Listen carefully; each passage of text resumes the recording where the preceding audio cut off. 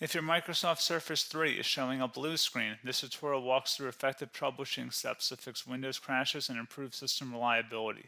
So while you're performing updates, you're getting an IRQR not less or equal message, K-mode exception not handled, kernel data in-page error, a lot of errors pertain to this problem, and we're going to go ahead and jump into what should hopefully be a pretty straightforward process, guys, and we're going to go ahead and jump right into it. So first thing I'd recommend doing would be to actually go ahead and boot to the troubleshooting utility on Windows 11. So if you do a hard power off 3 times in a row, Windows should automatically attempt to launch the starter prepare utility. And if it doesn't find anything, it will give you the option to select advanced settings, in which case it would take you to a screen that looks like this. Now, if it does not take you to a screen that looks like this or you're unable to get to that, you can also download the Windows 10 Media Creation Utility, or Windows 11. They probably will make a creation utility for Windows 11 at some point. And it doesn't really matter. You can actually run the Windows 10 utility on Windows 11 as far as I'm aware. And you should be able to run the troubleshooting utilities built in within it. So you just would go ahead and download it to an ISO file and then burn it to a DVD or USB. It'd have to be about 4 gigabytes or more. It couldn't be a small USB flash drive, and it couldn't be a CD. It'd have to be a DVD. And then you'd boot your computer from it. So depending on the computer manufacturer, you'd have to tap a different key on your keyboard in order to launch that menu, in order to select what boot drive you want to go off of. So it could be anything between the escape key, F2, F8, F12, for example, and those are the function keys on the top of your keyboard. So you may have to just do a little bit of trial and error. Shouldn't take you more than a couple minutes. Googling it would probably be best before you even begin. But anyway, we're ready to go ahead and jump right into it. So we're on the choose an option page. So these will look very similar whether you're booting from it directly within Windows itself, or if you're plugged in a USB flash drive with the media creation utility installed and you selected the recovery option. So when you are setting up your Windows 11 installation or Windows 10, depending on the drive you're using, there should be an option to repair your computer in the bottom left corner of the dialog window, one of the first screens that comes up. You go ahead and select that, and then it would take you to a troubleshooting screen like you see here. And you want to go ahead and select troubleshoot, reset your PC, or see advanced options. And then there are going to be a whole bunch of options in here that we're going to explore in today's video. The first one, we're going to actually go underneath advanced options and then select startup prepare, fix problems that keep Windows from loading. So go ahead and select that first.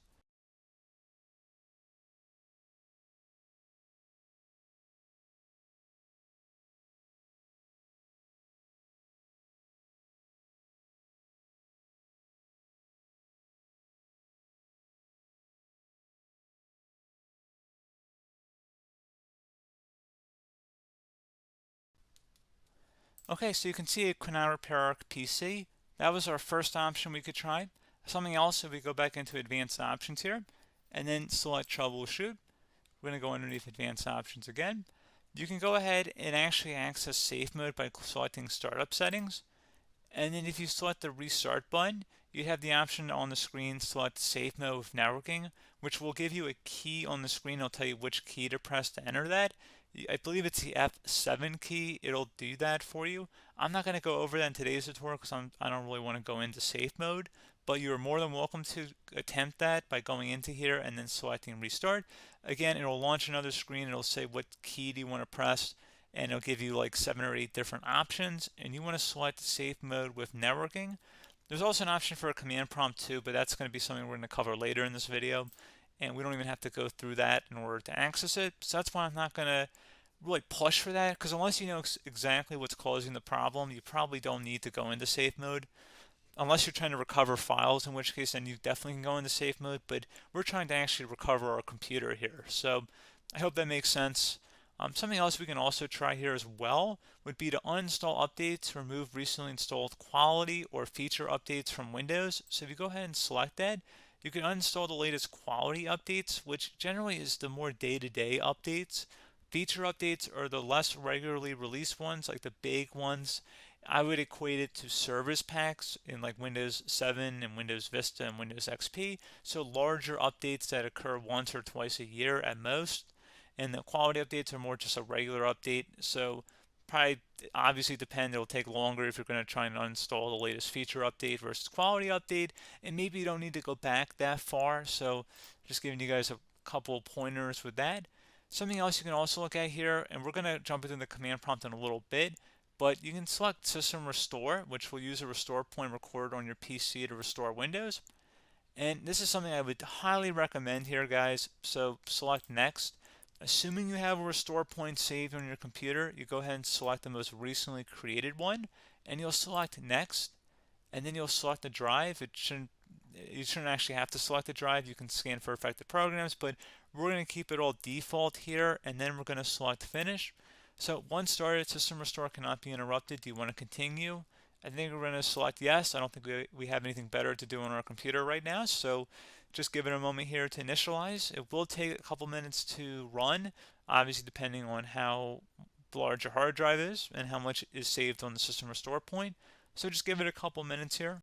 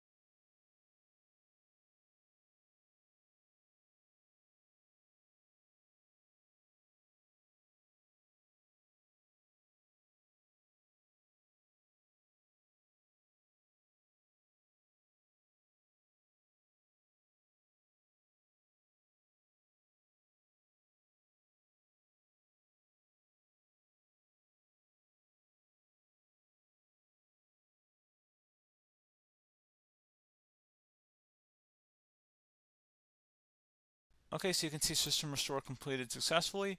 The system has been restored. Your documents have not been affected. Click the Restart button to restart your computer. Go ahead and select Restart.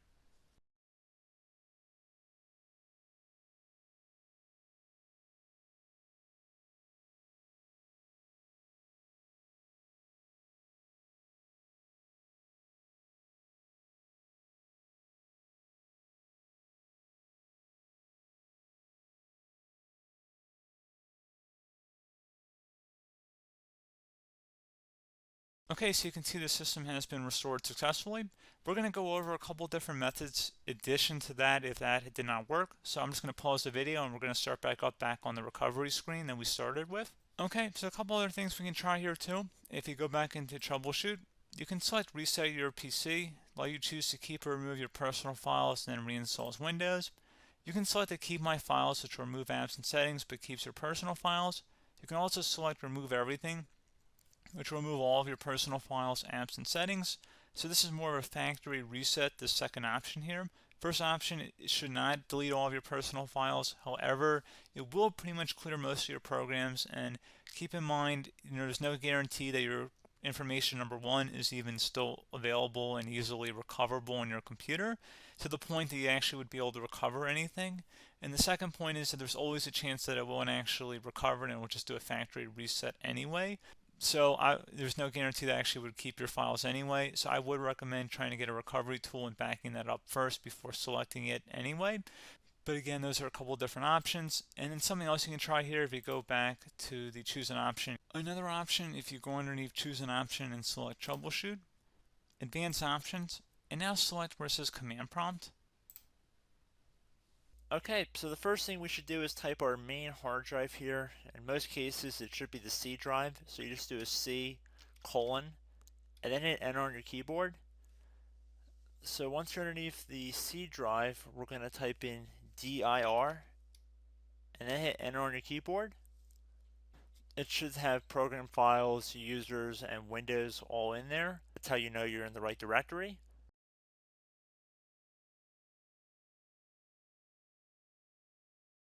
In some cases, it might be the D drive as well, so just keep that in mind.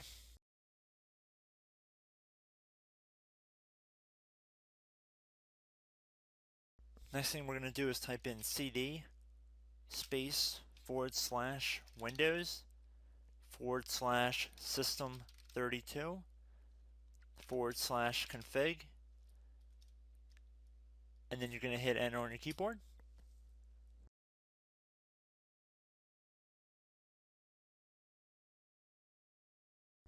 So now you're going to type md space backup. If you've seen other tutorials, it might also say to put down md backup. That's because the backup name is pretty common when you want to back something up. So you can name this whatever you want, doesn't have to be backup. So if you've already made a backup folder in the past, you could do backup 1, for example. So once you're done setting the name you want the backup to be called, hit enter on your keyboard again.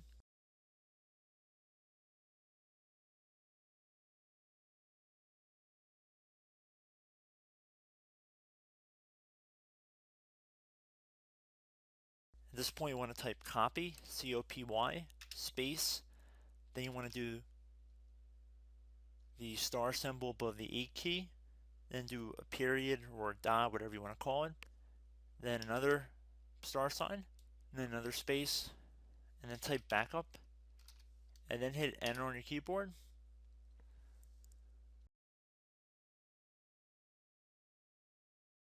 Now you want to type cd reg back, R-E-G-B-A-C-K, and then hit enter on your keyboard. So now that we are under the reg back, so now you want to type dir again, and then hit enter.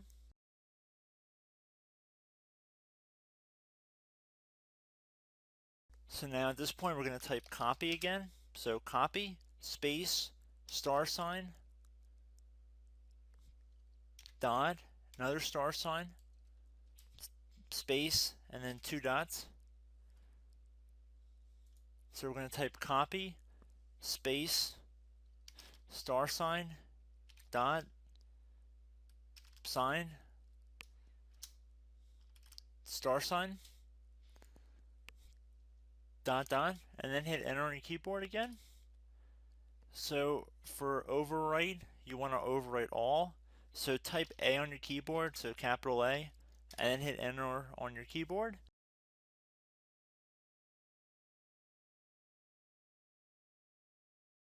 So at this point, you should be good to go. You can close out of the command prompt window, and if you accidentally continue to Windows 10, you should be all set. So I hope one of these 3 or 4 different methods we went through in this tutorial helped you guys out. Again, I'm not sure if you guys heard me earlier, but try to go back into your safe mode if possible and uninstall any programs you know might be conflicting with the Windows startup if you can get into safe mode. So just keep that in mind. Something very simple like that could be blocking up everything. So again, I hope this tutorial helped you guys out, and I will catch you in the next tutorial. Goodbye.